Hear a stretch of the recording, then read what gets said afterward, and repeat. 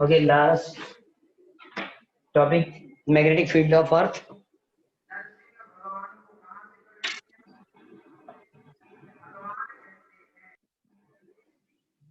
Last topic कौन सा था? Magnetic field of earth. Yes sir. Okay, आज होगा मैग्नेटाइजेशन. ये टॉपिक की हेडिंग से मैग्नेटाइजेशन मैटर. तो आज पहले मैग्नेटाइजेशन कंप्लीट करेंगे और कल तक इसकी थ्योरी कंप्लीट कर लेंगे. ओके, मतलब चैप्टर नंबर 5 पूरी थ्योरी, वरना एक वीक की वो ब्रेक हो जाएगी. Okay,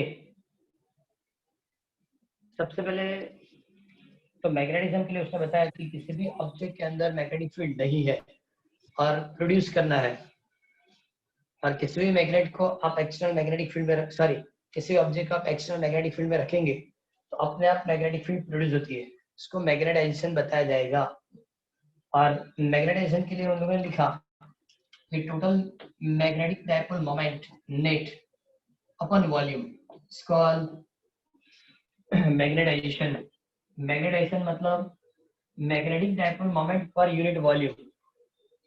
magnetic dipole moment per unit volume is called magnetization, and magnetization vector physical quantity है. ओके, यूनिट क्या होगी? इसके लिए यूनिट क्या लिखते हैं? Ampere metre square upon metre cube. So ampere by metre, and ampere by metre, so dimension formula m0 l minus 1 p0 a raised to 1. Clear? Magnetisation मतलब magnetic dipole moment per unit volume.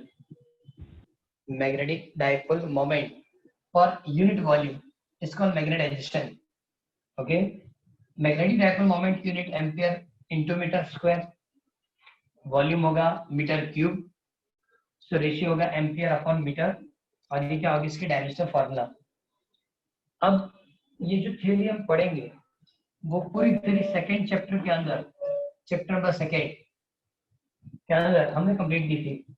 Suppose capacitor की दो plate के बीच जब insulator रखा जाएगा या die electric रखेंगे तो कैपेसिटेंस इंक्रीज होगा. कैपेसिटेंस क्या होगा? इंक्रीज. तो सबसे पहले यहाँ भी ऐसा ही काम है कि सपोज एक सोलेनॉइड है और इस सोलेनॉइड से करंट पास होता है.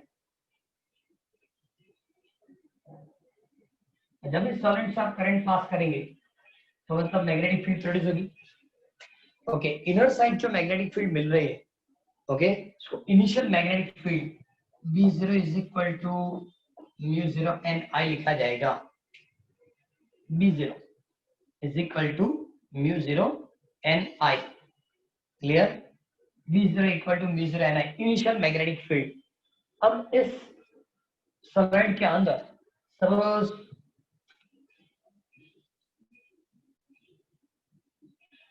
ऐसी रॉड रखेंगे जिसकी मैग्नेटाइजेशन करनी है या इसको मैग्नेट में कन्वर्ट करना है. ओके, जब आप इस रॉड को सॉलिड में रखेंगे तो सबसे पहले जो एक्सटर्नल मैग्नेटिक फील्ड है इसके अंदर जितनी भी डाइपोल है, मैग्नेटिक डाइपोल, इसके ऊपर फोर्स लगाएगी. सभी dipole slowly slowly magnetic field की डायरेक्शन में अरेंज होना शुरू हो जाएगी. और जिस तरह से अरेंजमेंट होती है, ओके, जैसे जैसे अरेंजमेंट होगी इसका मतलब ऑब्जेक्ट के अंदर भी मैग्नेटिक फील्ड प्रोड्यूस होगी. जो बाहर से करंट पास हो रहा है उससे जो मिलने वाली मैग्नेटिक फील्ड तब B0. लेकिन ऑब्जेक्ट में जो मैग्नेटिक फील्ड क्रिएट होगी इसको क्या बताएंगे? Final magnetic field B. फिर से जब ये रॉड नहीं रखेंगे और सोलेनॉइड से जब करंट पास करेंगे, ओके, तो सोलेनॉइड के अंदर जो मैग्नेटिक फील्ड है वो initial magnetic field B0, and B0 is equal to μ0 NI. Okay, एक चीज और भी है यार, इसको μ0 H भी लिखा जाता है. H magnetic intensity. H मतलब magnetic intensity. Clear? So H is equal to μ0 I ऐसा लिख सकते हैं. और इनिशियल है इसलिए IF मतलब फ्री. जब ये ऑब्जेक्ट से फ्री है, सिर्फ ओनली और ओनली सोलेनॉइड है, तब जो करंट पास होगा उसको हम IF लिख सकते हैं, इनिशियली IF. ओके, और μ0 IF sorry NIF not μ0 IF, NIF is equal to H. NIF is equal to H. N मतलब number of turns per unit length और IF, ये दोनों को मल्टीप्लाई करेंगे तो उसको मैग्नेटिक इंटेंसिटी बताया जाएगा। और H इज इक्वल टू क्या लिखा, NF। तो एक इनिशियल मैग्नेटिक फील्ड की फॉर्मूला है। लेकिन जब इस सॉलिड के अंदर रॉड रखेंगे तो रॉड के अंदर जो इलेक्ट्रॉन है या जो भी मैग्नेटिक प्रॉपर्टीज है वो सभी इलेक्ट्रॉन स्लोली स्लोली या magnetic dipole slowly slowly magnetic field की डायरेक्शन में अरेंज होना शुरू हो जाएगा। सिर्फ दो चीज डिपेंड करती है, एक तो एक्सटर्नल मैग्नेटिक फील्ड कितनी है, जितनी ज्यादा एक्सटर्नल मैग्नेटिक फील्ड होगी उतनी ज्यादा ये रॉड की जो डायपोल है वो फील्ड के डायरेक्शन में अरेंज हो जाएगी। सेकंड है टेम्परेचर, क्योंकि टेम्परेचर ज्यादा होता है तो डायपोल रैंडम होती है, रैंडम मोशन करती है, तो फील्ड की डायरेक्शन में नहीं आएगी। इसका मतलब ज्यादा मैग्नेटाइजेशन के लिए एक्सटर्नल मैग्नेटिक फील्ड ज्यादा रखनी है और टेम्परेचर कम रखना है। कम टेम्परेचर रखेंगे, एक्सटर्नल मैग्नेटिक फील्ड ज्यादा रखेंगे तो मैग्नेटाइजेशन सबसे ज्यादा मिलेगा। लेकिन बाद में बात करेंगे, सबसे पहले तो इनिशियल कंप्लीट हो गया। अब जब हमने रॉड इसके अंदर रखा, अब slowly slowly dipole magnetic field की डायरेक्शन में अरेंज होना शुरू हो गई। कौन सी मैग्नेटिक फील्ड, एक्सटर्नल। तो इसका मतलब ऐसा हुआ कि इसके अंदर भी एक सिमिलर करंट क्रिएट होगा।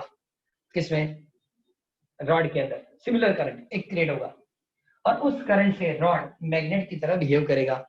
So final magnetic field B is equal to, final magnetic field B is equal to, पहले तो B जीरो, मतलब initial magnetic field plus BM magnetization से मिलने वाली मैग्नेटिक फील्ड। मैग्नेटाइजेशन मतलब रॉड के अंदर जो क्रिएट हुई वो magnetic field. So final magnetic field जो होगी, फाइनल मैग्नेटिक फील्ड, ये दोनों के एडिशन बराबर होगी। B equal to B0 plus BM, B is equal to B0 plus क्या लिखेंगे, BM। BM मतलब ये मैग्नेटाइजेशन है, इसको क्या लिखा जाएगा, मैग्नेटाइजेशन। मतलब BM इज इक्वल टू लिखा है तो म्यू 0 M ऐसा लिखा जाता है। BM इज इक्वल टू क्या लिखा जाता है, म्यू 0 M। ओके चलो, ये दोनों चीज यहाँ ऐड करेंगे। B is equal to B0 का मतलब क्या है, म्यू 0 H, के लिए क्या लिखेंगे, mu 0 M। So mu 0 cancel, H plus M, H plus M। ये मैग्नेटिक इंटेंसिटी और ये magnetization. Okay, magnetic intensity text में चेक करो, लिखा होगा H और M दोनों की यूनिट और डायमेंशन फार्मूला इक्वल है। आज मैंने M के लिए सबसे पहले लिखा था, M मतलब मैग्नेटाइजेशन, यूनिट क्या थी, ampere by metre, ampere upon metre, ampere upon metre. Similarly इसके लिए भी क्या होगा, एम्पियर अपन मीटर। क्लियर। तो इस तरह की हमको इक्वेशन फाइनल मैग्नेटिक फील्ड के लिए मिलेगी। ओके, और इसमें लिखा है कि टोटल मैग्नेटिक फील्ड दो पार्ट है। ओके, म्यू 0 मतलब H से मिलता है, इनिशियल करंट पास होगा और जो मैग्नेटिक फील्ड है वो म्यू 0 H। लेकिन ऑब्जेक्ट के अंदर जो क्रिएट करंट होता है जिससे ऑब्जेक्ट में जो मैग्नेटिक फील्ड प्रोड्यूस होती है जिसको हम मैग्नेटाइजेशन बताएंगे। आपको पता है कैपेसिटर के दो प्लेट के बीच में जब इंसुलेटर रखा था और जब इलेक्ट्रिक फील्ड प्रोड्यूस होती थी, फिनोमेना को क्या बताएंगे। जैसे यहाँ मैंने रॉड रखा, रॉड में मैग्नेटिज्म नहीं था, जैसे मैंने रॉड रखा, रॉड के अंदर इलेक्ट्रिक करंट प्रोड्यूस हुआ, मैग्नेटिक फील्ड क्रिएट हुई, इसको मैंने क्या बताया, magnetization. Similarly parallel plate capacitor के अंदर जब इंसुलेटर रखते हैं तो इंसुलेटर में इलेक्ट्रिक फील्ड नहीं थी, लेकिन जैसे हमने इंसुलेटर पैरेलल प्लेट कैपेसिटर में रखा तो इलेक्ट्रिक फील्ड प्रोड्यूस हुई। उस फिनोमेना को क्या बताया था, कंडक्शन नहीं, polarization, polarization. It's called polarization. Okay, मतलब पोलराइजेशन क्यों, दोनों पोल सेपरेट हो गए थे, पॉजिटिव नेगेटिव आयन सेपरेट हुए थे, और जहां इलेक्ट्रिक डायपोल मोमेंट नहीं थी वहां इलेक्ट्रिक डायपोल क्रिएट हुए, मतलब इलेक्ट्रिक डायपोल मोमेंट मिलती है। ओके, तो पता चलना चाहिए कि इलेक्ट्रिक फील्ड और मैग्नेटिक फील्ड में सभी सिमिलरिटी क्या है। जो काम हमने कैपेसिटर दो प्लेट के बीच में इंसुलेटर रख के किया था, सिमिलर, देखो दोनों इंस्ट्रूमेंट इक्वल है। आपको यूनिफॉर्म इलेक्ट्रिक फील्ड चाहिए तो पैरेलल प्लेट कैपेसिटर यूज करते हैं, सिमिलरली यूनिफॉर्म मैग्नेटिक फील्ड चाहिए तो आप सोलेनॉइड यूज करेंगे, क्योंकि हमने पहले भी थ्योरी पढ़ा है कि सोलेनॉइड के इनर पार्ट के अंदर यूनिफॉर्म मैग्नेटिक फील्ड होती है। तो जैसे कैपेसिटर की दो प्लेट के बीच में ऐसी ऑब्जेक्ट रखी थी जो इंसुलेटर है, जहां इलेक्ट्रिक फील्ड नहीं थी और क्रिएट हुई थी। सिमिलरली सोलनॉइड के अंदर हमने ऐसा रॉड रखा जहां मैग्नेटिक फील्ड नहीं है, अपग्रेड हुई मतलब वो मैग्नेट की तरह बिहेव करेगा, और वो मैग्नेटाइजेशन मतलब बीएम, और वो मैग्नेटाइजेशन कितना होगा, तो magnetic field okay in given object is mu 0 m। अब इनिशियल ये किसके लिए, सोलनॉइड के लिए, ये ऑब्जेक्ट में जो प्रोड्यूस हुई वो दोनों का ऐड कर दो मतलब फाइनल मैग्नेटिक फील्ड मिलेगी। So B is equal to mu 0 h m। Okay, एक क्वेश्चन यहां तक कंप्लीट हो जाता है। अब उसके बाद दूसरा क्वेश्चन लिखा कि प्रैक्टिकली इक्वेशन मिलता है m सेपरेटली लिखते हैं m is proportional to h। Practically magnetization depend on h, तो सिंपल चीज है, एक्सटर्नल मैग्नेटिक फील्ड ज्यादा होगी तो ऑब्जेक्ट की मैग्नेटाइजेशन ज्यादा होगी। अब ये जितना ज्यादा रखेंगे इतनी ज्यादा मैग्नेटिक फील्ड ऑब्जेक्ट के अंदर प्रोड्यूस होगी। इसका मतलब m is proportional to h and therefore m is equal to xh।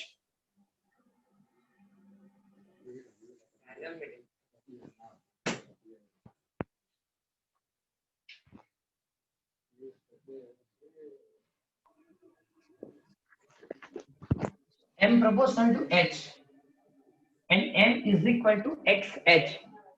x is a dimensionless physical quantity, क्योंकि ये दोनों की यूनिट इक्वल है, ये दोनों की यूनिट क्या है, equal. So m is equal to xh। x is a magnetic susceptibility, x is a magnet, ऐसा हो सके तो आप xm भी लिखो चलेगा, m upon h। xm is a magnetic susceptibility and magnetic susceptibility unitless dimensionless।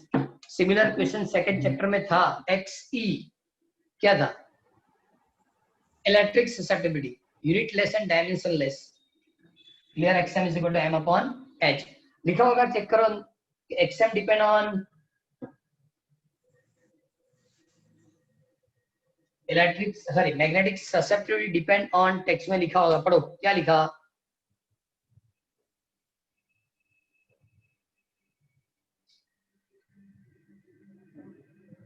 ऐसे कोई स्टेटमेंट नहीं, ऐसा नहीं है ना, magnetic susceptibility depend on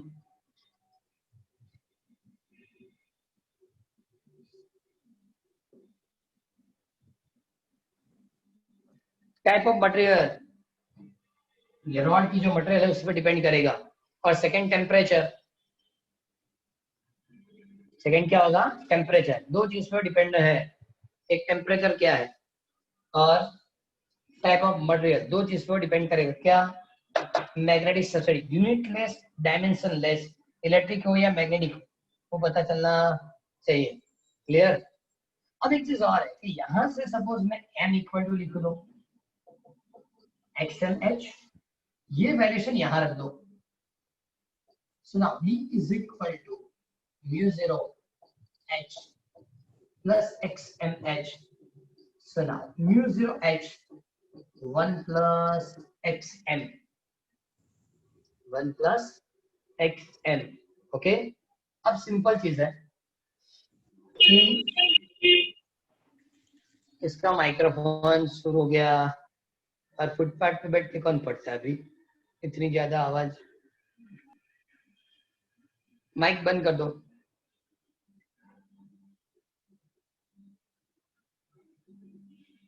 mu 0 h 1 plus xm। Okay, एक चीज और भी है, उन लोगों को लिखा है कि 1 प्लस जो xm है, 1 प्लस xm, यहाँ लिख रहा 1 plus xm is equal to mu r। Mu r मतलब म्यू r मतलब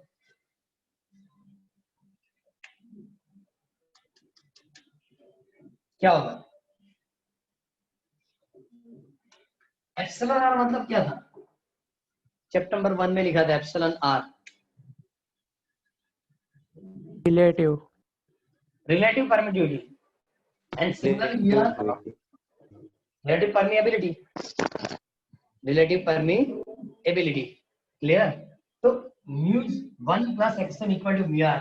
आज चेक करो, इस बार इससे भी इन लोगों ने एमसीक्यू पूछा है गुड सेट एग्जामिनेशन में, इस चैप्टर से जो न्यूमेरिकल अरे एमसीक्यू था, सबसे पहले तो डेक्लिनेशन फॉर दिल्ली बताया था ऐसा कुछ, डेक्लिनेशन फॉर दिल्ली। हाँ 0.41 0 डिग्री 41 मिनट 0 डिग्री 41 मिनट। इसलिए वेस्ट ऐसा टेक्स्ट में नहीं लिखा, लेकिन इस बार ऑप्शन में उन लोगों ने विद डायरेक्शन पूछा है। 258 वाले हैं जो बॉम्बे के लिए लिया था, मुंबई, और 241 के लिए लिखा, और बाद में दोनों में डायरेक्शन दी है। बहुत नॉर्मल क्वेश्चंस थे, लेकिन पता नहीं, एक इससे भी था, ये इससे कंप्लीट करके लिया, उसने म्यूआर दिया और एक्सएम फाइंड करने के लिए बताया -1। इससे पता है हर पॉइंट क्लियरली रखो, गुड सेट एग्जामिनेशन इससे ही क्वेश्चन है, म्यूआर उसने लिख के दिया और एक्सएम क्या है वो पूछा। एक्सएम मतलब -1 आएगा, ये -1 इससे कर दो, जो आंसर इससे -1 करो मतलब एक्सएम हो जाएगा। और सपोज एक बार एक्सएम मिलता है तो m/h से और भी फिजिकल क्वांटिटी मिल सकती है, मतलब ये सभी कनेक्टेड है। क्लियर? तो इसका मतलब 1 + एक्सएम सर एक बार sorry repeat please.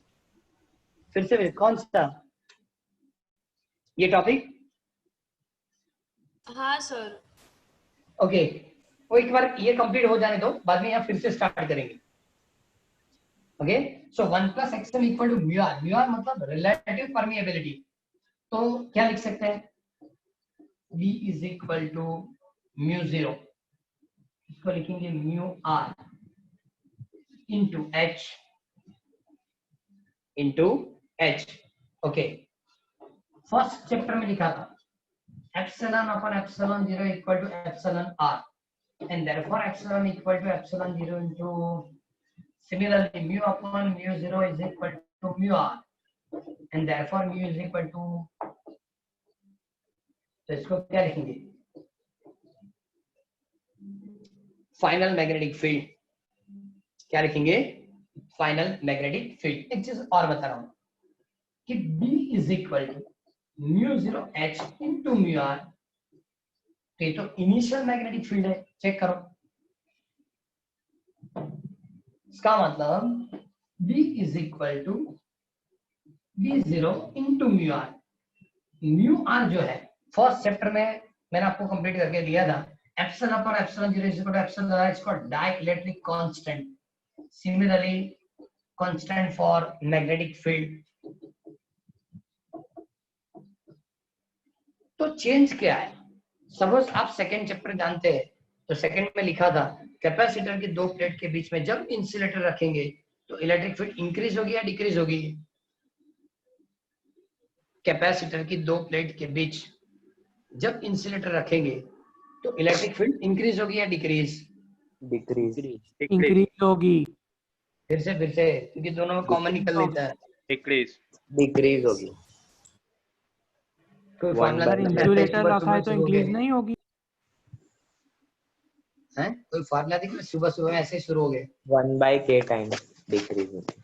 1/k times मतलब डिक्रीज होगा, वहां ऐसा लिखा था E equal to final electric field 0/k, but capacitance C equal to C0 into K, capacitance increase होगा, फील्ड डिक्रीज होगी मतलब कैपेसिटेंस इंक्रीज होगा, कितना, K टाइम्स। कितना इंक्रीज होगा, K टाइम्स। फील्ड डिक्रीज होगी लेकिन कैपेसिटेंस इंक्रीज होगा। लेकिन यहाँ चेक करो, मैग्नेटिक फील्ड जब ऐसी इंस्ट्रूमेंट रखेंगे तो मैग्नेटिक फील्ड इंक्रीज होती है, इलेक्ट्रिक फील्ड डिक्रीज होती थी, लेकिन मैग्नेटिक फील्ड क्या होती है, इंक्रीज। कितनी होगी, K टाइम्स। सिर्फ आगे स्टैंडर्ड में पढ़ाया था कि सॉलिड के अंदर जब आयरन रॉड रखेंगे तो magnetic field number of times increase हो जाती है, तो इसी इक्वेशन से होता है, ये इसी इक्वेशन से कंप्लीट होगा। क्लियर, बराबर। ये दो क्वेश्चन कंबाइंड होके हमने कंप्लीट किया, कौन कौन से, 28 29, बराबर। अब चलो पूरा एक्सप्लेनेशन फिर से, ये सभी जो भी इंफॉर्मेशन है सब एडिशनल है, तो ब्रैकेट साइड में कर लेंगे। ओके, जब आप रॉड नहीं रखेंगे, सिर्फ करंट पास करेंगे, तो initial external magnetic field is a B0 and B0 is equal to μ0 n I। ये तो सॉलिड की मैग्नेटिक फील्ड की फॉर्मूला है ही। Okay, NIF is equal to H. NIF is called H, is a magnetic intensity, is called magnetic intensity. Okay, अब जब आप rod रखेंगे, ये आयरन रॉड है, आयरन रॉड मैग्नेट की तरह बिहेव नहीं करता, जब वो मैग्नेट में कन्वर्ट होगा तब मैग्नेट की तरह बिहेव करेगा, लेकिन नॉर्मल आयरन रॉड है।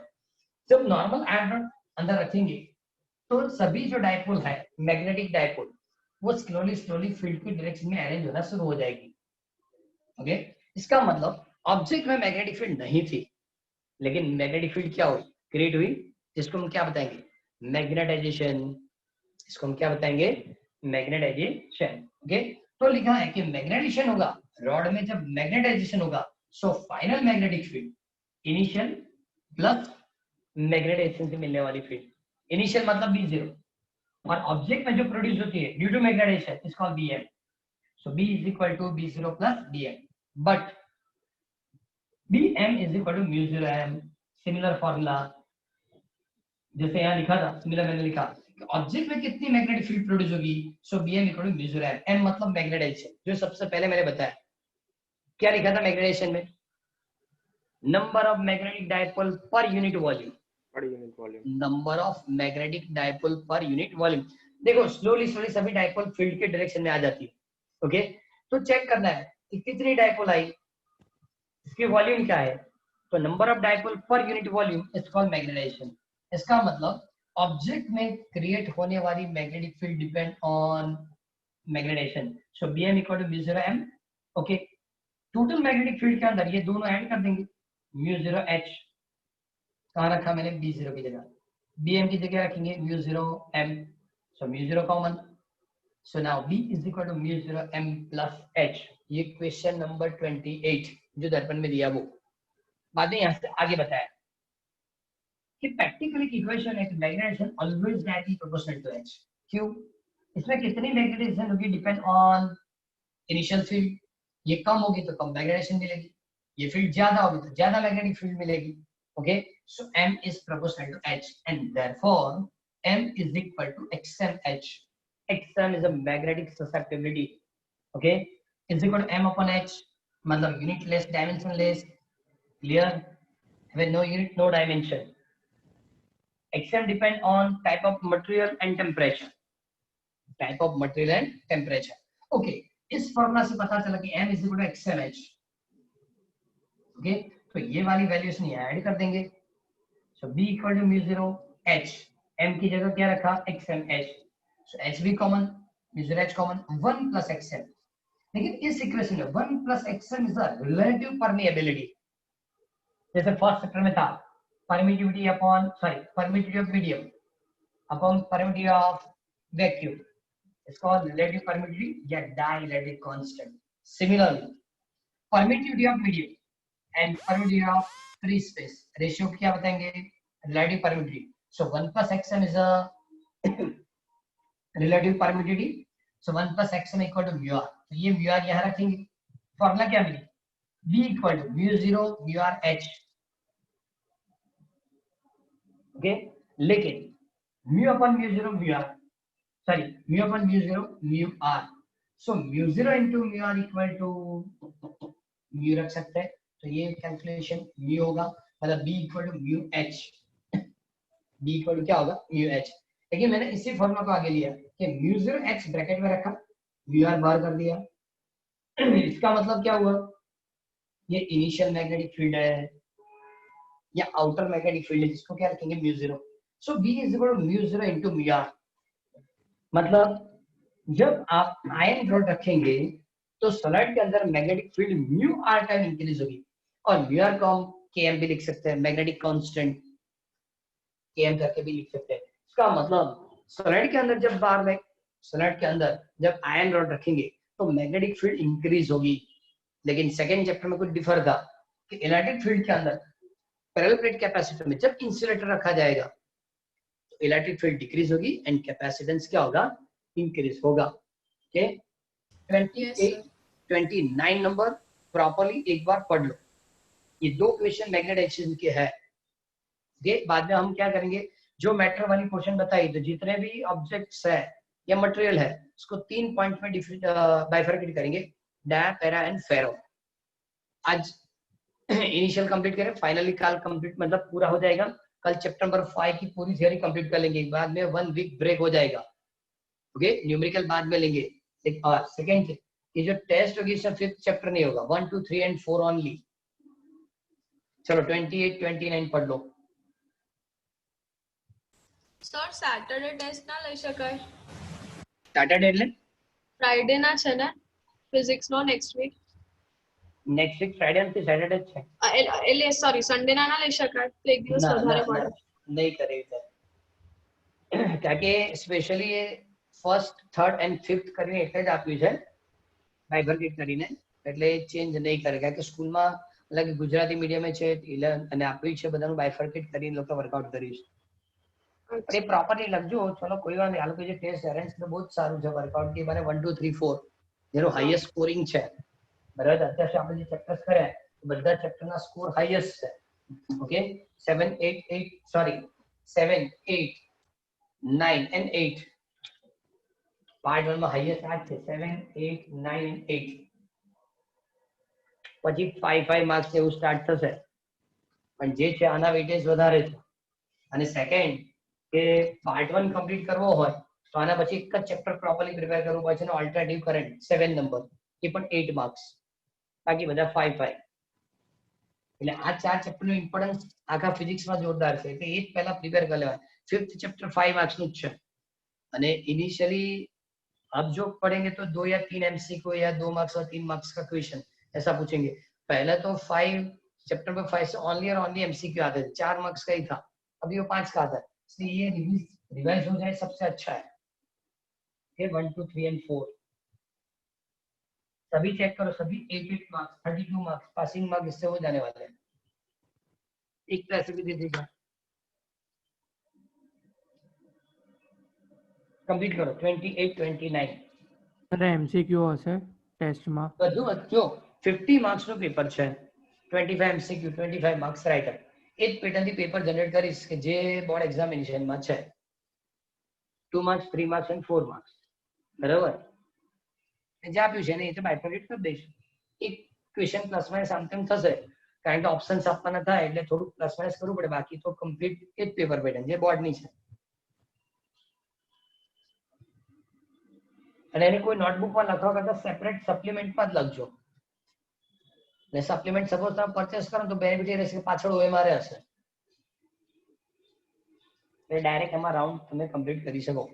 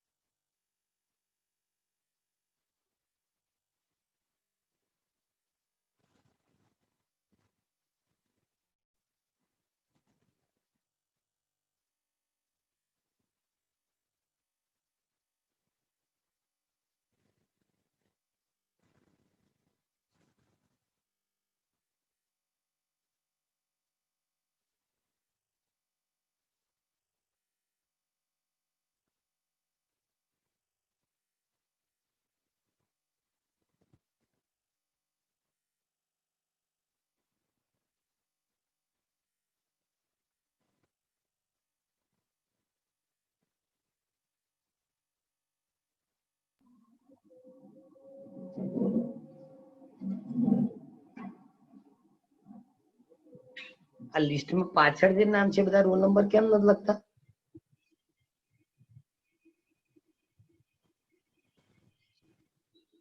કેમને રોલ નંબર નથી ખબર?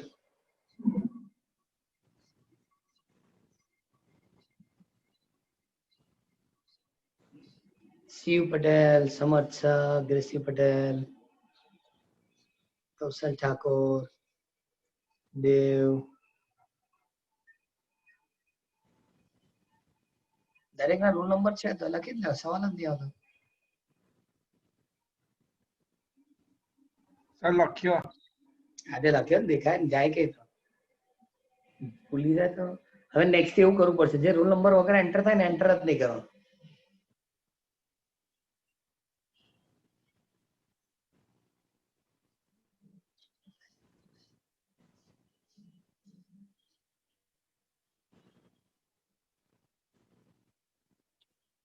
હર્ષિલ હમણાં ઉઠ્યા? યાદ છે બહુ વહેલો આવી ગયો ને તું તો અંદર.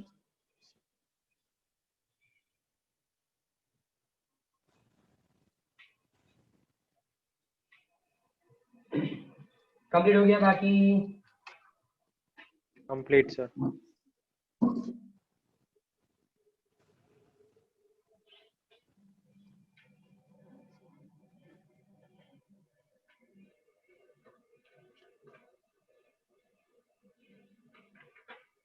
ओके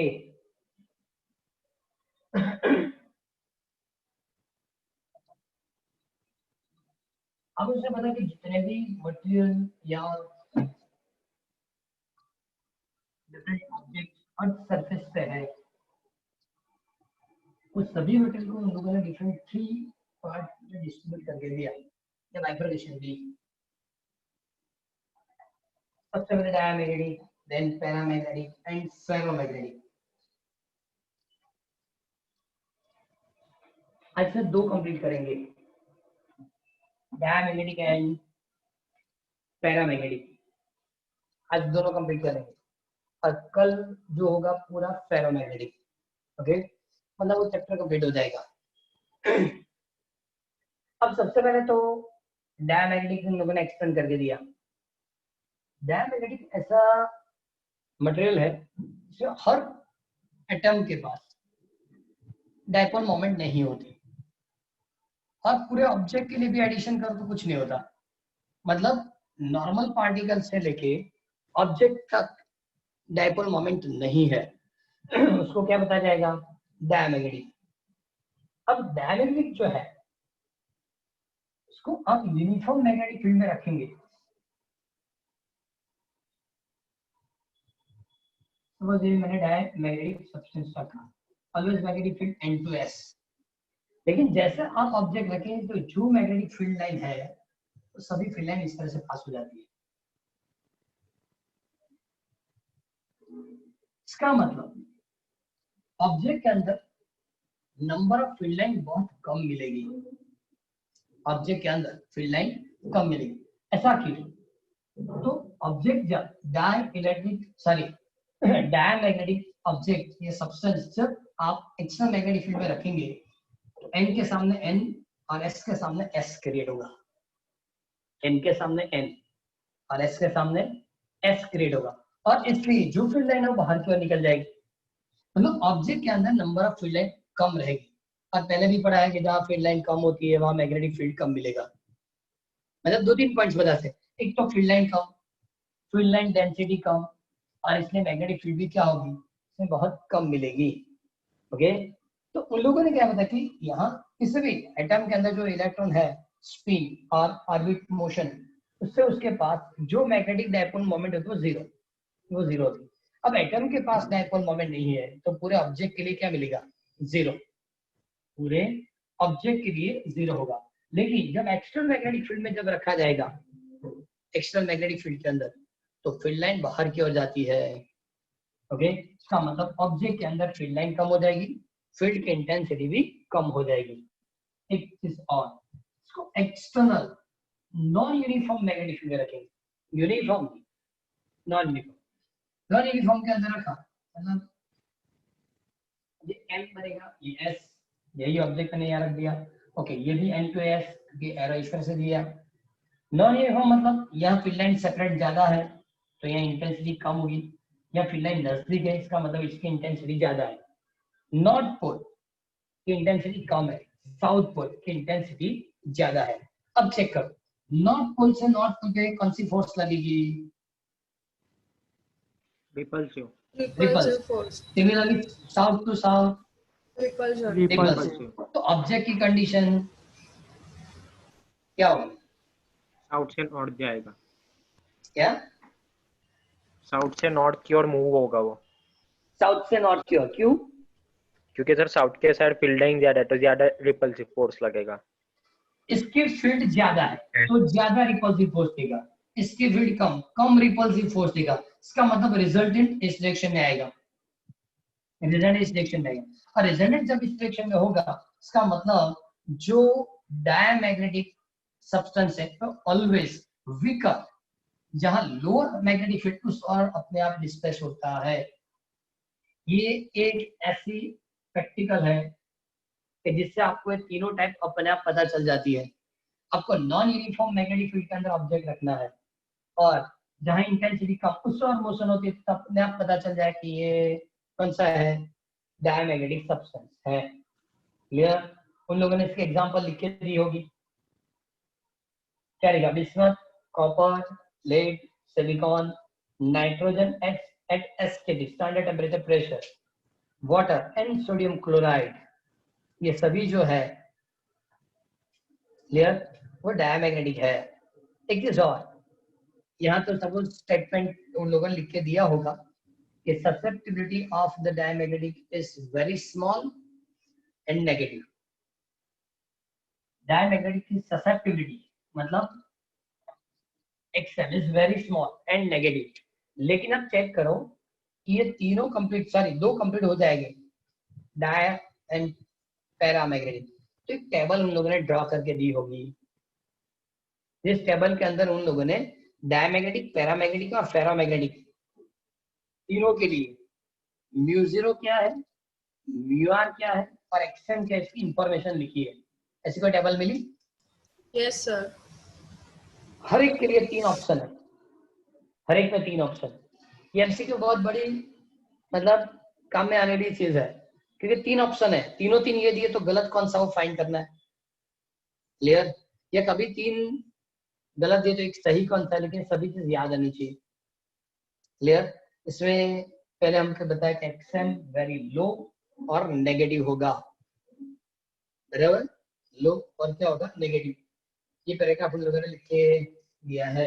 ये कौन सा है? 31 नंबर क्वेश्चन दर्पण में है, 31 नंबर क्वेश्चन। आज हमने 28 से पहले एक लिखना पड़ेगा 27, 27, 28, 29, 31, 30 नहीं लिखेंगे। एक बार वो पैराग्राफ कंप्लीट करो। सपोज आपको पूछा जाए कि आप डायमैग्नेटिक सब्सटेंस पे शॉर्ट नोट लिखो तो पूरा कंप्लीट करना है, ये पूरा कंप्लीट करना है।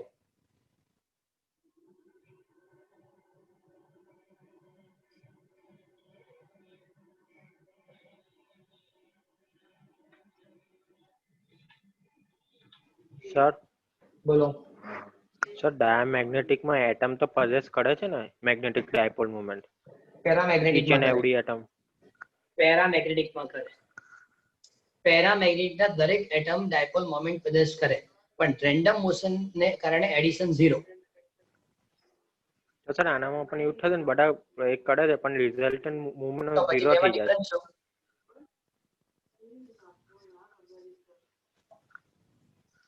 આમાં તમને એવું એ લોકો આપે છે, ફરી વાત છે। Simple example diamagnetism is for an electron in an atom orbiting around the nucleus possess the orbital angular momentum. This orbital electron are equivalent to the current carrying loop and possess the orbital magnetic dipole moment. Orbital magnetic dipole moment.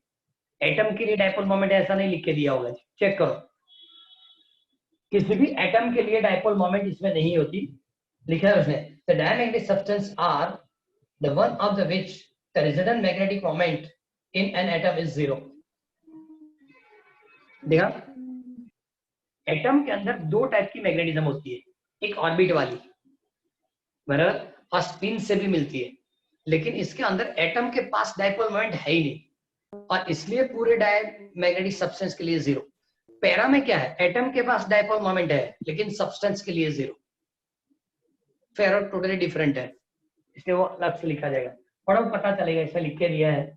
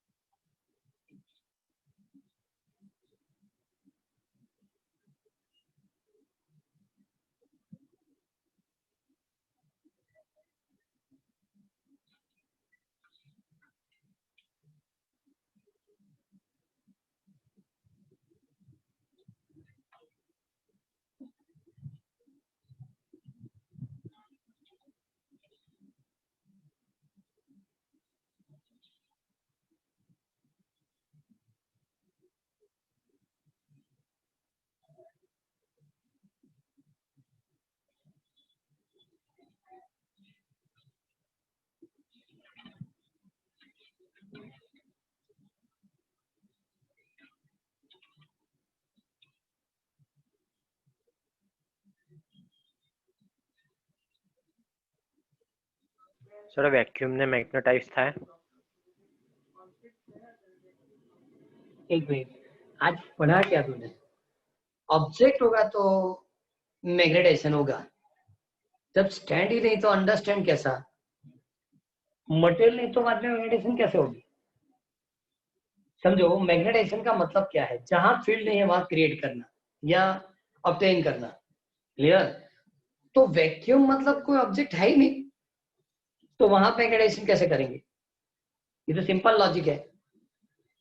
Magnetisation का मतलब, polarisation का मतलब कि जहां electric field नहीं थी वहां electric field होनी चाहिए, जहां मैग्नेटिक फील्ड है वहां मैग्नेटिक फील्ड क्रिएट करना, लेकिन उसके लिए ऑब्जेक्ट तो होनी चाहिए ना. मीडियम के बिना कैसे काम करेंगे?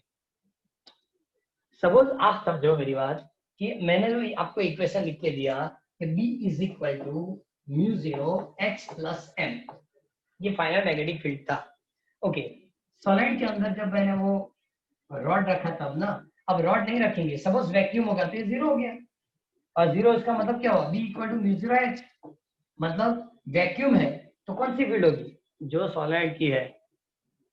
मतलब मैग्नेटाइजेशन किसका होगा, जब कोई मटेरियल है कोई मीडियम है तो होगा. वैक्यूम के लिए पॉसिबल, ये पॉसिबल ही नहीं है.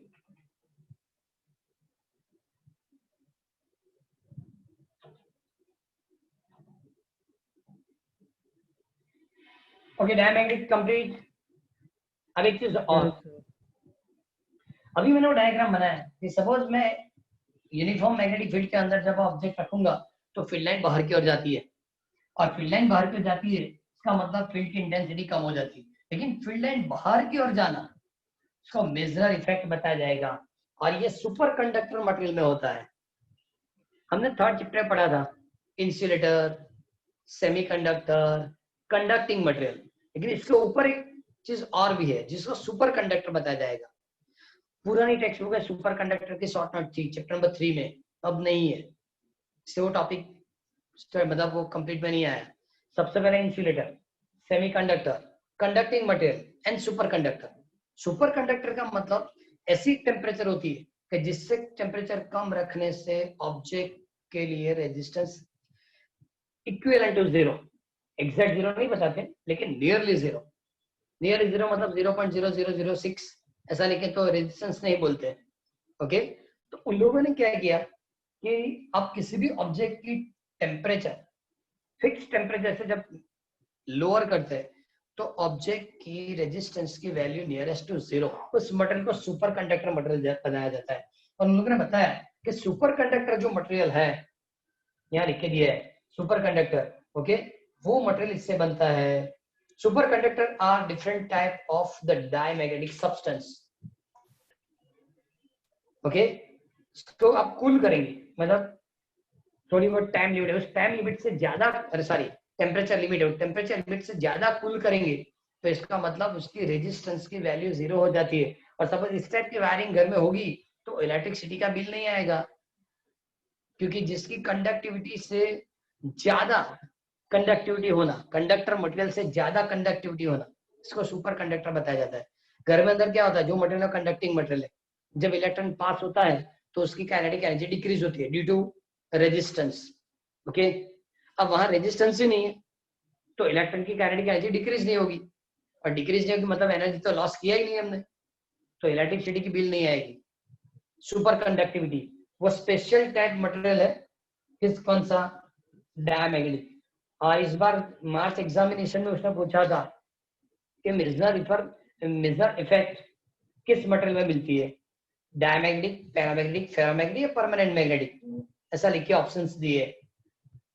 इस बार एमसीक्यू में पूछा है, 2 एमसीक्यू इस चैप्टर से थे, तीन एमसीक्यू लोगों ने पूछे थे, ओके। और इस बार जो भी क्वेश्चंस आए 3 एमसीक्यू में, ज्यादा एमसीक्यू बताओ, और पैरामैग्नेटिक में क्यूरी लो बताओ, वो सब 2 मार्क्स की थियोरी थी और 3 एमसीक्यू थे। इसमें एमसीक्यू था कि मिर्जर इफेक्ट किस मटेरियल में मिलता है, तो क्या बताएंगे, डायमैग्नेटिक, क्लियर। और डायमैग्नेटिक के अंदर जब मतलब ऐसे डायमैग्नेटिक ये जो मटेरियल रखेंगे सुपर कंडक्टर मटेरियल, वो फील्ड लाइन को बाहर की ओर धक्का देगा, और फील्ड लाइन बाहर जो जाती है उस इफेक्ट को मिर्जर इफेक्ट बताया जाता है। यूनिफॉर्म मैग्नेटिक फील्ड के अंदर जब आप सुपर कंडक्टर मटेरियल रखेंगे या डायइलेक्ट्रिक रखेंगे तो फील्ड लाइन बाहर की ओर जाएगी, इसका मतलब तो अंदर फील्ड की इंटेंसिटी कम हो जाएगी, फील्ड लाइन जो बाहर जाती है उसको मिर्जर इफेक्ट बताया जाता है। से लिखा है the super conductor when it is cooled below the critical temperature spread the magnetic field and does not allow the magnetic field। अब देखो इनसाइड से बाहर धक्का लगाना, ये जो बाहर की ओर जाना, ओके, उसी को ही मैग्नेटिक फील्ड की सॉरी फील्ड लाइन इंटेंसिटी कम करने की मेन कैरेक्टरिस्टिक बताई जाती है। पहले तो सभी लाइन स्ट्रेट लाइन है, जब हमने रखा तो ऐसे कर्सिव हो गया, इसका मतलब फील्ड से सॉरी ऑब्जेक्ट से वो बाहर निकल गई। इसी इफेक्ट को मिर्जर इफेक्ट बताया जाता है, और सिर्फ और सिर्फ सुपर कंडक्टर मटेरियल में होता है। Superconductor material first statement में उसने लिख के दिया कि superconductor are the different type of dielectric substance, clear. Okay, एक बार पढ़ लो 32 नंबर, जिससे 1 एमसीक्यू ने 2020 मार्च में पूछा था।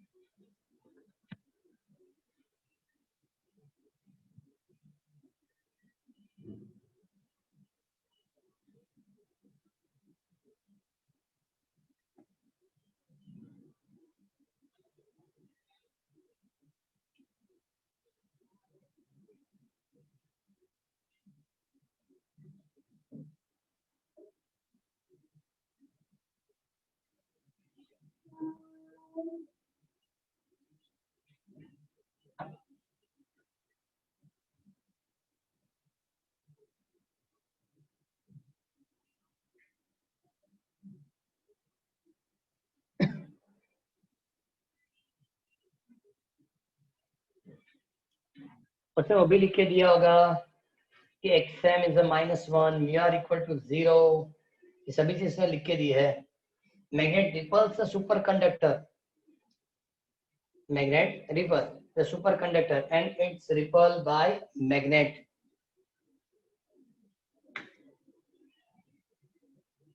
से वो भी लिखे थे कि सुपर कंडक्टर की यूज क्या है। Superconductor magnets are useful in the high speed fast track, मतलब वो बुलेट ट्रेन या मैग्लेव ट्रेन के लिए ये चीज यूज की जाती है, क्योंकि सुपर कंडक्टर यूज करेंगे ना तो इसमें इलेक्ट्रिसिटी लॉस नहीं होगी, इलेक्ट्रिसिटी लॉस नहीं होगी तो इलेक्ट्रिसिटी से मिलने वाली मैग्नेटिक फील्ड वो इजिली मिल पाएगी, इसलिए वो वहाँ यूज होता है।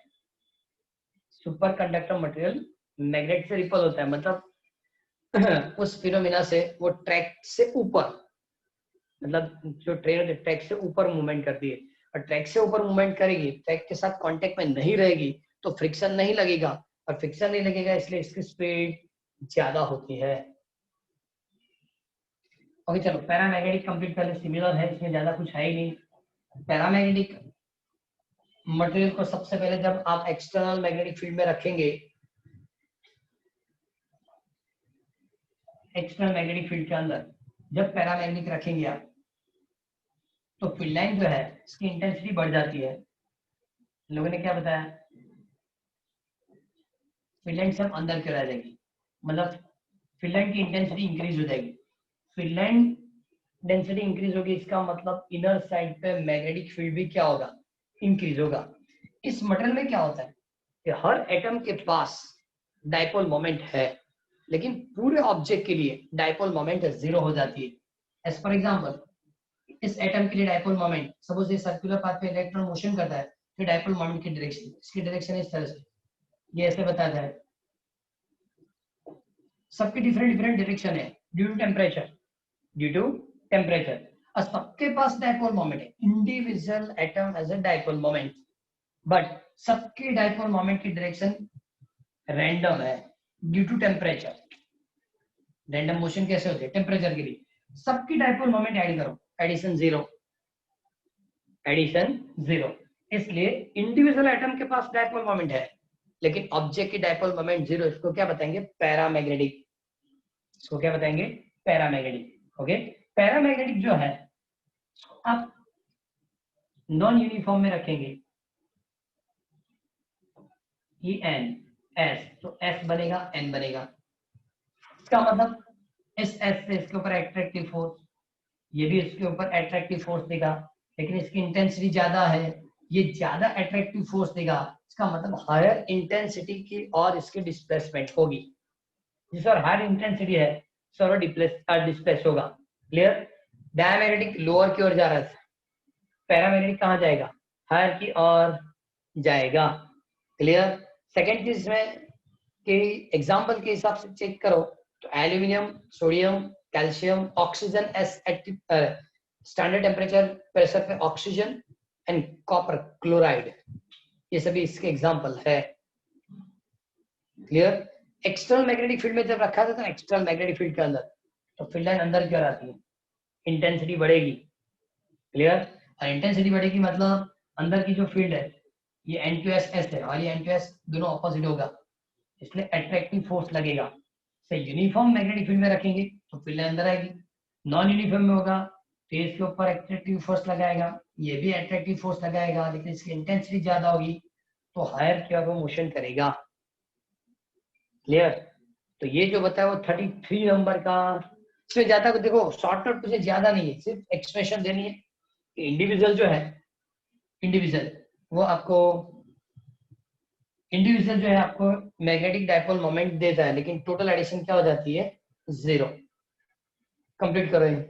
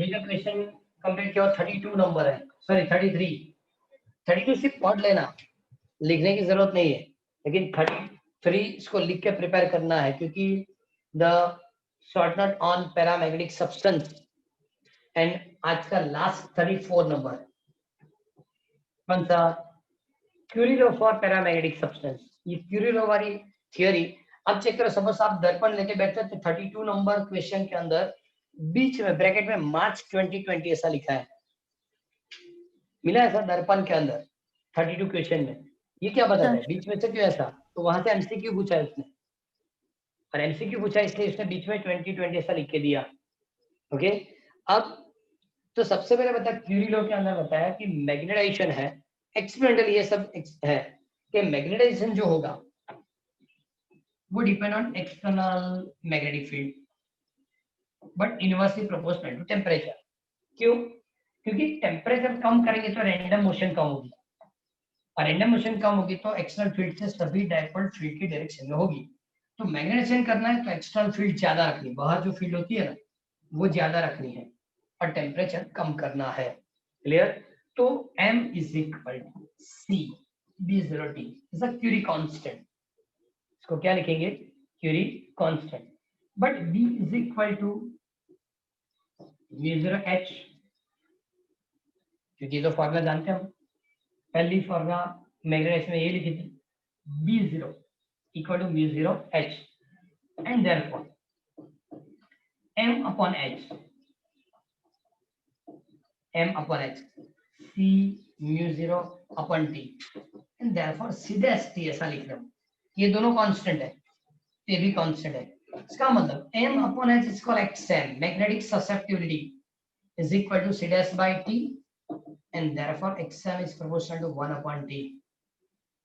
टेम्परेचर ज्यादा करेंगे मैग्नेटिक ससेप्टिबिलिटी कम हो जाएगी, मैग्नेटिक सॉरी टेम्परेचर कम करेंगे ससेप्टिबिलिटी क्या मिलेगी, ज्यादा मिलेगी। ओके, क्यूरी कांस्टेंट की वैल्यू क्या होगी इसमें, क्योंकि मार्च 2020 के अंदर मेरे ख्याल से जो क्वेश्चन ने पूछा था वो क्यूरी कांस्टेंट के लिए पूछा था, उन लोगों ने 4 डिफरेंट फॉर्मूला दी थी और बताया कि कौन सा मतलब m इज इक्वल टू ये जो फॉर्मूला है ना वो पूरी फॉर्मूला उसने कंपेयर करके दी है, m is equal to c b0 by t। Question है which one of the following represent the Curie law, मार्च 2020 में MCQ है, which one of the following represent the Curie law, different 4 लिखे उसने, पहले लिखा m cx upon t, second m c b0 upon t, मतलब जो सही आंसर है, okay, m cx upon t minus t0 and therefore m is equal to ct, the answer right। clear? ये paramagnetic object के लिए उसने complete करके दिया है, जिसके लिए पैरामैग्नेटिक, और पैरामैग्नेटिक में एक्स एम म्यू आर की वैल्यू क्या होगी वो भी वो लिस्ट में लिख के दिया।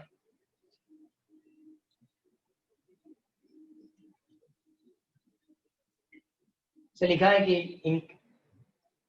as the field is increase or the temperature is lower, the magnetization increase until it's the saturation value of ms।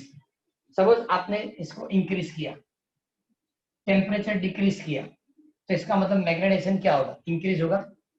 Suppose मान के सभी डायपोल फील्ड के डायरेक्शन में हो गए, सभी डायपोल फील्ड के डायरेक्शन में अरेंज हो रहा है, इसको सैचुरेशन मैग्नेटाइजेशन बताया जाएगा, सैचुरेशन मैग्नेटाइजेशन। इसका मतलब इससे ज्यादा डायपोल नहीं है कि जो फील्ड की डायरेक्शन में जाए। क्लियर? तो सेकेंड जो बताया explain the Curie law for paramagnetic, आज हमने 6 क्वेश्चन इसे कंप्लीट किए हैं। क्लियर? और वहां भी पढ़ो 34 नंबर क्वेश्चन में भी मार्च 2020 लिखा है, वो इस एमसीक्यू के लिए लिखा है, मतलब ये भी इंफॉर्मेशन लोग साथ में देंगे कि ऐसा क्यों, किस एग्जाम में था, तो बताया मार्च 2020 में। ओके, तो आज हमने डायमैग्नेटिक एंड पैरामैग्नेटिक कंप्लीट किया, कल फेरो कंप्लीट करेंगे तो चैप्टर की थियरी कंप्लीट हो जाएगी। क्लियर? तो आज सिर्फ इतना रखेंगे। है कोई और डाउट? No sir. एक मिनट, बराबर, इसलिए क्योंकि ये पूरा कंप्लीट कर लेना है तो बाद में इसमें कोई प्रॉब्लम नहीं आएगी, क्योंकि ये दोनों कंप्लीट होगा तो फेरोमैग्नेटिक इजीली आप कंप्लीट कर पाएंगे। फेरोमैग्नेटिक जो है वो आप इजीली कंप्लीट कर पाएंगे, बराबर। और इसलिए बताया कि पहले एक बार रिपीट कर लेना। चलो कोई बात नहीं, एंड करते हैं। Good day sir. Nature good day sir. Good day sir, good day. आओ जाओ। आओ जाओ।